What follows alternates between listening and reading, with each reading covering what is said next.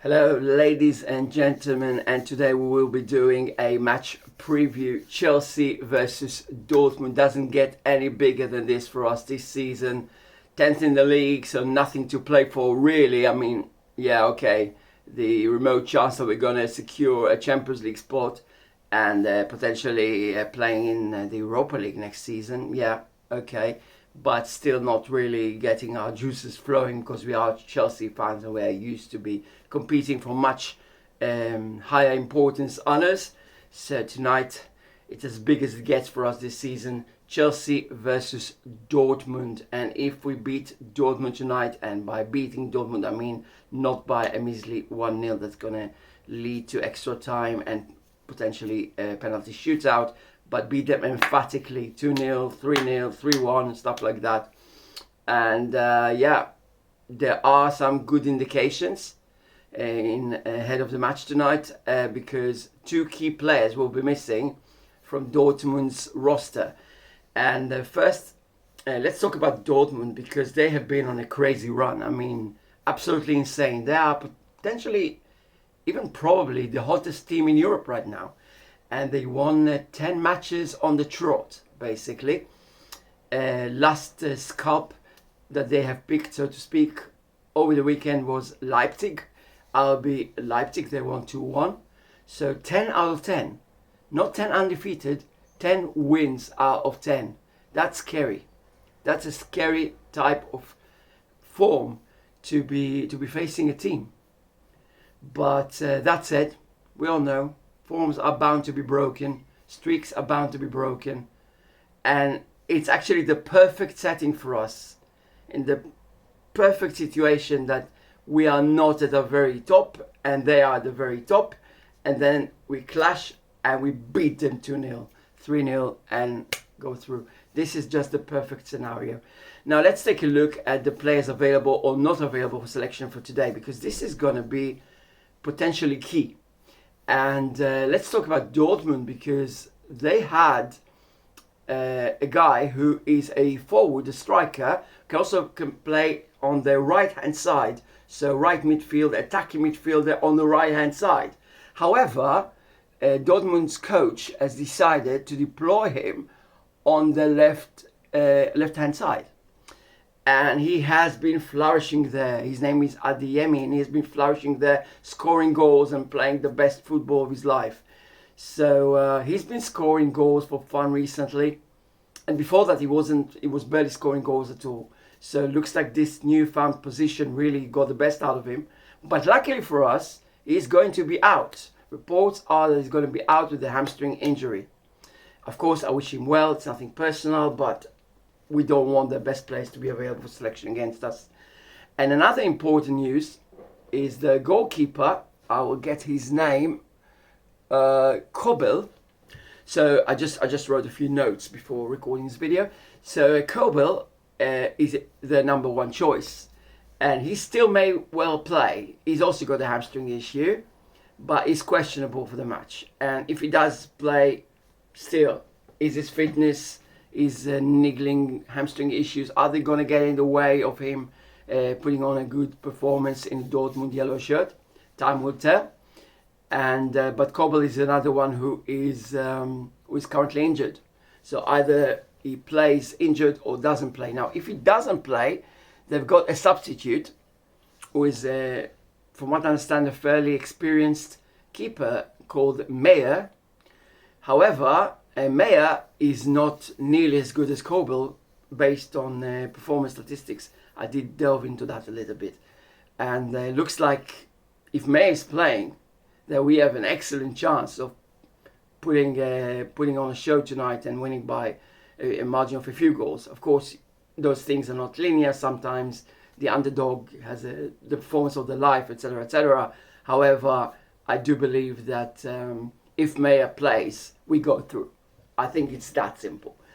Anyway, I believe we go through, okay? But it's going to be easier, let's say. So Adeyemi is out, and Kobel is probably out. But even if he does play, we'll play with a niggling injury that could make his goalkeeping tasks harder to produce. As for Chelsea, well, we are used to a long injury list. So, I mean, the situation has been like this for months now. So we're not even faced by 1, 2, 3, 5, 7 players being out of the team. But we do get good news this time. We got Christian Pulisic back. Now, obviously, Pulisic wasn't exactly a key player for us, but it's still nice that we have this flexibility. He can come off the bench and potentially cause some issues with his speed and dribbling, and hopefully his hunger to get back to the game and show who he is.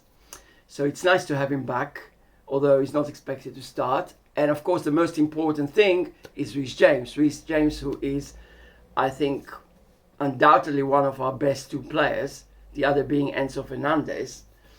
And Reece James is kind of uncertain at the moment. I mean, lineups are going to be published in about an hour. I'm really curious for these ones to come out.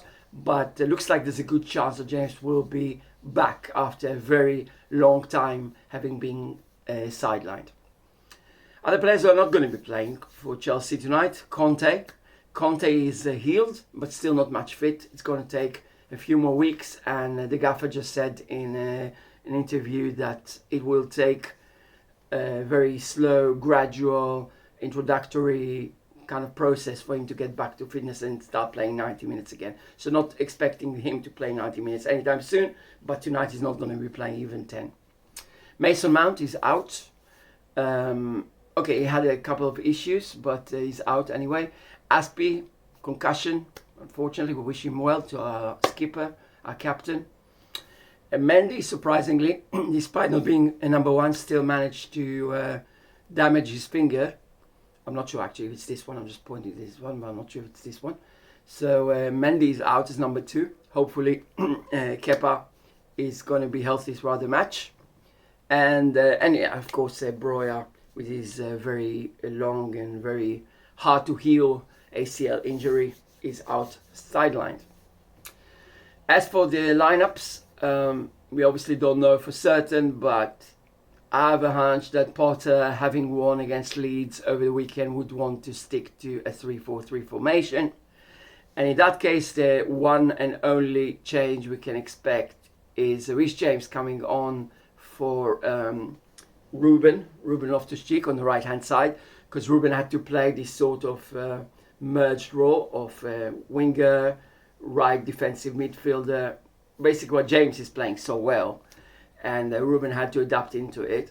And on the left-hand side, I still expect to see Chilwell, because he just played so well over the weekend, and we all know Correa is not Champions League level, is not Premier League level, in my opinion, as well, for a leading team. He can play for secondary team, not for Chelsea, in my opinion. So, Chelsea versus Dortmund. We spoke about the injuries, we spoke about the lineup. Yeah, I'm still going to mention the probable lineup. Kepa in goal, and then obviously, sorry about that, there is actually one more change, because Badiashile hasn't been registered for the Champions League squad, and Thiago Silva is out, obviously. So because of that, we can see Chalobah featuring tonight, alongside Koulibaly and Fofana. So that's the second change actually. And then James and Chilwell, and in the middle of the park, obviously Enzo Fernandez, the great midfielder and defensive midfielder, as well as Kovacic. And in attack, João Felix. By the way, he said recently in a press conference, it's not Felix, it's Felix. So João Felix, who would play alongside Raheem Sterling and Kai Havertz. And another piece of news that we just received recently is that Kai Havertz is now the official penalty kick taker for Chelsea instead of Jorginho. And that could be proving to be very important indeed, for good or bad, because we all know he's not in the best form of his life. So hopefully, if and when we do get that crucial penalty, he's going to be able to slot it home.